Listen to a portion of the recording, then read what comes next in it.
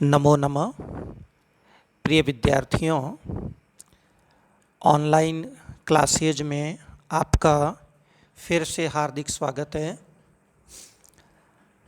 संस्कृत विषय के अंतर्गत 2 प्रश्न पत्र हमें हल करने होते हैं।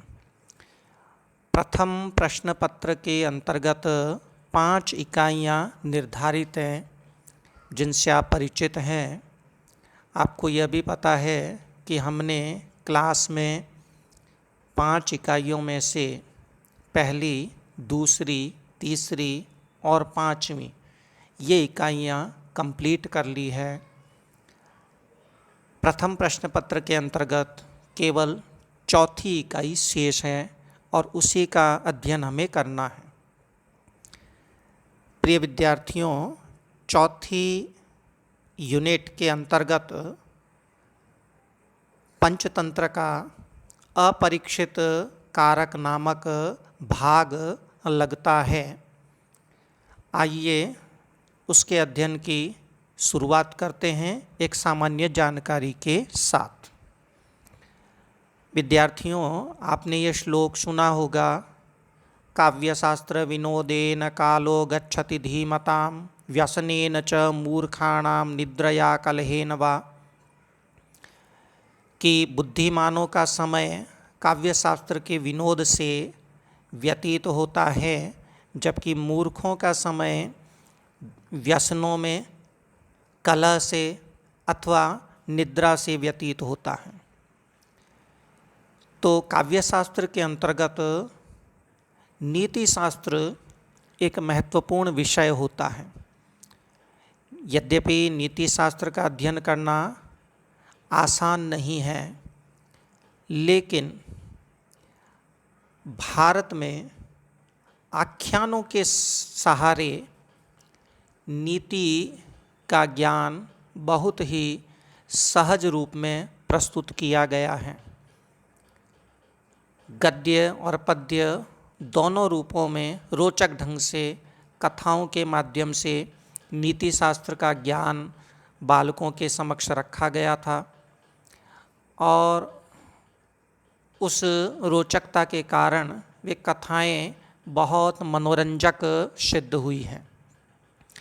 कथाओं के माध्यम से जीवन की व्यावहारिक शिक्षा तो दी ही जाती है, साथ ही साथ राजनीति, सदाचार, कूटनीति ऐसे व्यावहारिक विषयों का उपदेश भी कथाओं के बहाने से दे दिया जाता है। यह बात अवश्य है कि इन कथाओं के जो पात्र होते हैं वो काल्पनिक हुआ करते थे और ख़ास तौर से पशु पक्षियों के माध्यम से कथाएं प्रस्तुत की जाती रही। कथाओं या नीति कथाओं के अंतर्गत एक ग्रंथ बहुत प्रसिद्ध हुआ है, वह है पंचतंत्र। यद्यपि पंचतंत्र के अलावा कथा सरित सागर है, बृहत कथा मंजरी है, शुक सप्तति है, बहुत सा साहित्य है, परंतु जो प्रसिद्धि पंचतंत्र को प्राप्त हुई वह किसी और ग्रंथ को प्राप्त नहीं हुई। आपको यह जानकर आश्चर्य होगा कि पंचतंत्र केवल भारतवर्ष में ही नहीं, संपूर्ण विश्व के साहित्य पर प्रभाव डालने वाला ग्रंथ बन चुका था और विश्व की अनेक भाषाओं में उसका अनुवाद किया गया है। बहुत लोकप्रिय हुआ और इसकी लोकप्रियता का सबसे मुख्य कारण था कि इसके लेखक विष्णु शर्मा ने नीति शास्त्र जैसे गूढ़ एवं जटिल विषय को सरस सहज शैली में प्रस्तुत किया और यह बच्चों के लिए बोधगम्य शीघ्र ही हो जाता है। पंचतंत्र, जैसा कि नाम से स्पष्ट है कि इस पंचतंत्र में 5 तंत्र हैं, 5 अनुभाग निर्धारित हैं। उन 5 तंत्रों के नाम हैं मित्रभेद। मित्रभेद का अर्थ है मित्रों में फूट कैसे डाली जाए और अपने कार्य की सिद्धि कैसे हो। दूसरा तंत्र है मित्र संप्राप्ति। मित्र संप्राप्ति यानी किस प्रकार से अधिक मित्र बनाए जाएं और अपने कार्य को सफल किया जाए। तीसरे तंत्र का नाम है काकोलुकीय। काकोलुकीय, इसको हम संधि विग्रह के नाम से भी जानते हैं। कौवों और उल्लुओं की कहानी का वर्णन किया गया है, किस तरह से वे आपस में विग्रह करते हैं और संधि करते हैं। राजनीति में संधि और विग्रह का बहुत महत्वपूर्ण स्थान है। चौथा तंत्र है लब्ध प्रणाश। लब्ध प्रणाश में नष्ट हुई, लब्ध हुई, प्राप्त हुई वस्तुओं का खो जाना, ऐसी कथाएं वर्णित मिलेगी।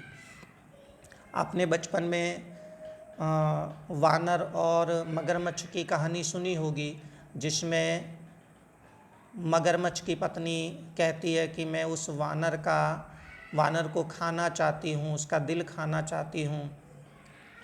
ये कथा आपको याद आ रही होगी। और वह मगरमच्छ बंदर को ठीक मध्य भाग तक ले आता है, उसे प्राप्त कर चुका है, लेकिन अपनी मूर्खता के कारण उसे गंवा देता है। और अंतिम तंत्र जो हमें पढ़ना है, अपरीक्षित कारक। अपरीक्षित कारक यानी बिना सोचे समझे काम करना। इससे संबंधित कथाएं भी आपने पढ़ी हैं, जो आपको आगे स्वतः स्फुरित हो जाएगी। पंचतंत्र की रचना कब हुई, ये आज भी हमारे लिए अनुसंधान का विषय बना हुआ है। तथापि यह माना जाता है कि पंचतंत्र की रचना ईसा से 300 वर्ष पूर्व हो चुकी होगी। इसके लेखक हैं विष्णु शर्मा।